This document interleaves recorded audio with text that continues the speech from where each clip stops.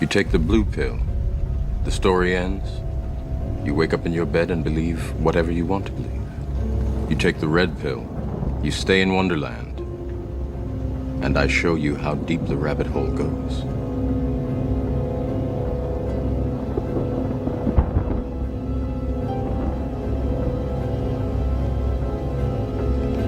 Remember, all I'm offering is the truth, nothing more.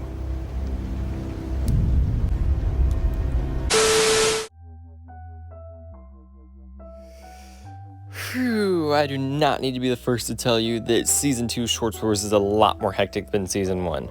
With new creators, more cryptic messages, it's good, I love it, but it's hectic. And paired with a busy schedule, it's not good for theorizing or for making videos. So how about this? Let's just get everything down the plate, make an outline, and I'll theorize and explain it all later, okay? Ready? Let's go.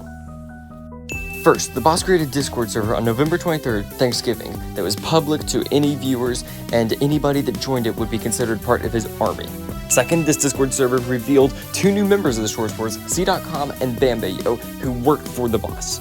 Third, the boss also created a YouTube channel in which he creates Sigma motivational content. Fourth, the Short Wars creators and victims are aware of what the boss is doing this time around. He's not secret, this is all public and they can all see it. Fifth, Mogswamp is really taking a part in Short Wars this time, and he is tired of the boss. So he's forming a group of a bunch of other creators, and they are trying to take down the boss by legal/lawsuit means. Sixth, Bun and Joe were replaced by clones, aptly named Dunbun and Co. K9, by accepting a fake Genshin sponsorship. Seventh, Dano and Royal Pair were also replaced by clones when they were jumped by the other 2 clones and Dano's new clone. Eighth, Dunbun and Co. doxed Mogswamp, ending his initial plan and forcing him to resort to legal action. And now to stay safe, he's going into hiding. Ninth, Johnny revealed the boss's identity and is now trying to talk him out of everything that he's done. And finally for now, 10th. The boss contacted the 3 big theorists, me, Dacia, and Mellow Productions, about an offer he wanted to make us. And as per that meme intro, some of us accepted and got a couple questions answered. Phew! Okay, let me remind you, that wasn't the entire list. That's missing some like more recent and less big stuff, but we'll get to those too. Alright, same page? Confused? Either way, good. Let's talk about it.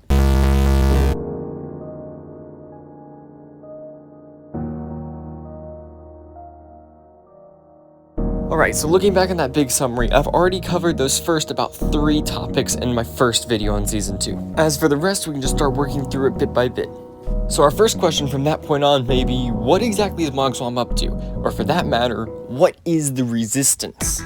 Well, basically, in Season 1, when the boss sent out his very first message, everyone ignored it except for Mogswamp, and Kane Splash if you count him as being in the ARG. So Mogswamp listened to the message and stopped making shorts so that he wouldn't be a target by whatever was going on. Then when stuff calmed down, he went back to normal and he wanted to stay that way, except the boss came back.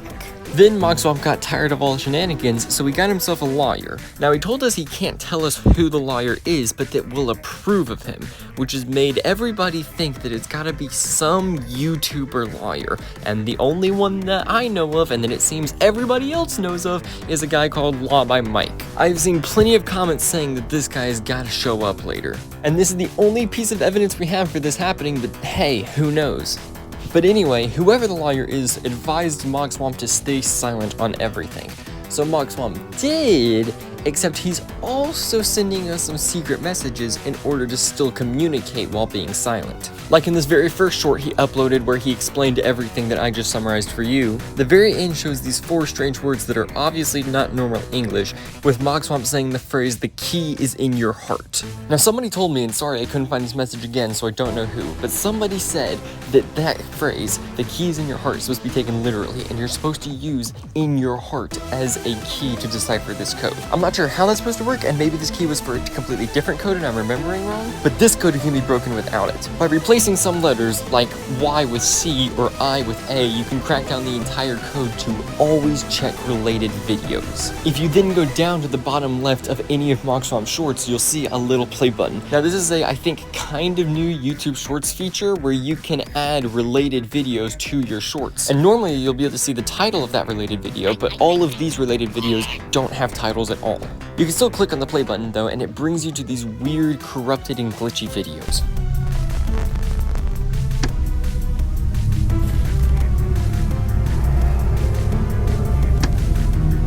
This video and others like it go on to tell the viewer things like, don't trust the boss and don't scan any QR codes you see, which obviously wrong, you should obviously do both those things, and I am unbiased on that, of course.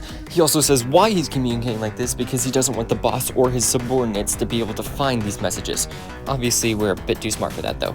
Anyway, but eventually through these messages, he starts giving you sprinkles of an idea of this group called the Resistance working in the background. Their symbol starts popping up everywhere, even in the boss's Discord server as an emote.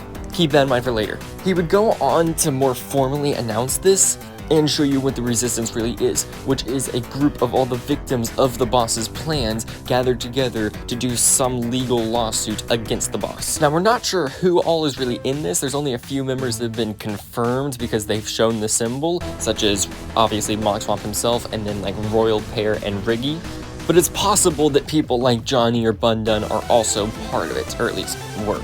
I say were because the boss might have successfully killed the Resistance. I'll get into details in a bit, but basically Mogswamp's survival flat Minecraft world, which he's been playing in for over 10 years I think, was doxed and destroyed. And then to add injury to insult, he got doxed in real life. And now he said he's had to leave and he's on the run. But he's not quite done yet. Okay, I know I said I'd be gone, but my editor is gonna upload some shorts we made that we never posted. So I'm gonna use the shorts to leave you guys messages. So Mogswamp is very much still active even if he's on the run. And he's got a plan. He goes on in this video to say that he has a backup of his world left, that he could get it back, but it's on a USB drive that the boss's subordinates came and stole from him. He knows there's gotta be some kind of trap here, but he's not gonna give up. He's still going for it. As for the Resistance while he's gone though, we haven't heard much of anything from them. Riggy, a confirmed member of the Resistance, is still trying to help. And there are kind of others like Royal Pear who are also trying to do the same thing, but they're in a bit of a predicament. You see, I haven't told you how the boss took down the Resistance.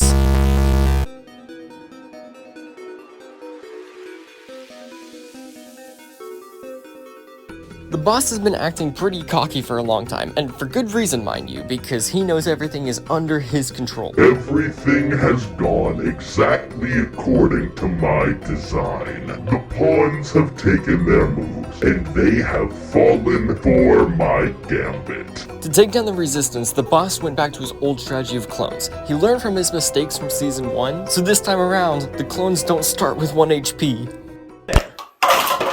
And a VPN named for his strategy ain't gonna be the way he goes this time.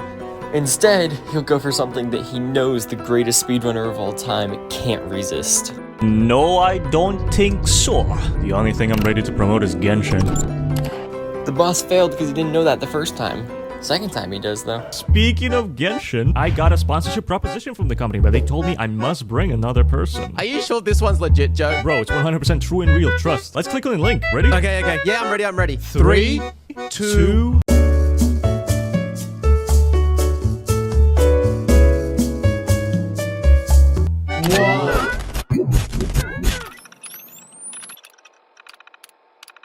Outplayed by the boss. Typical. So what exactly happened here? Well, you can read this final screen and be pretty sure if you weren't already. Operation Rebirth 2.0. This is the second time the boss is replacing people with clones. And Bundun's already gone through this before, but this is a completely new experience for Joe. So of course after the operation begins, the computer goes down to create 3 clones because there were, wait, what? 3 clones? And maybe more because we got a freaking question mark? Oh shoot, does Bossman know that happened? So if an extra subject was cloned, who could it be? Oh, I think I know. We're gonna have to go a little off track here. See, as a result of some of Dano's digging, because there was this whole thing where he believed that Johnny was the boss, him and Pear ended up going to find something. And they end up discovering the second facility, which, if you think about it, we already knew existed. In the end credit scene, the boss is shown using a computer inside a facility, but the first one had already been destroyed, so there must be a second one, and now Dano and Royal Pear are here. But while they're here checking out the computer and exploring everywhere, they figure out the hard way that Bundun and Joe had been cloned, and their clones were down there waiting for them. And there's a third clone, Danos, but we never saw this one get created. Except I think we did. This is the clone of the unidentified third subject, which must be Dano. Now how he became a subject on accident, we don't know. And as for Royal Pair, well guess what? It was revealed that C-Dot has been a lackey of the boss for a long time, not just recently during Season 2. And back when the first facility was destroyed, C-Dot saved Royal Melon, and he is still alive. And now he's using him to replace Royal Pair. Except it's not even that simple, because there might be 2 clones of Royal Melon now. Crazy, I know, but hear me out. See, when the clones took over, these 4 creators had to have been put somewhere, and we know where they got put. Remember my computer theory for Season 1? Well, it's been hard confirmed now. We can see in this same video from before that Joe and Bundun are stuck inside of this computer. Now, at this point, we know that Dano's been released from the computer because Clone Riggy got so tired of dealing with Riggy and with Dano's clone. But the other 3 are still stuck in there, and we have POVs of what this looks like to all of them.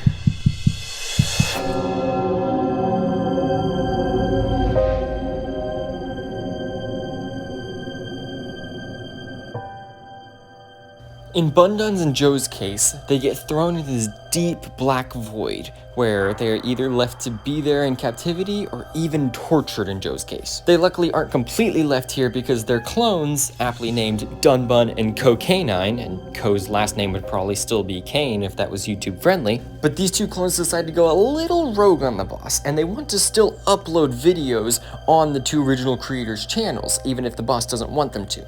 But they need the original 2 creators' help, so Bundun gets communicated with and gives suggestions to Dunbun to make good content,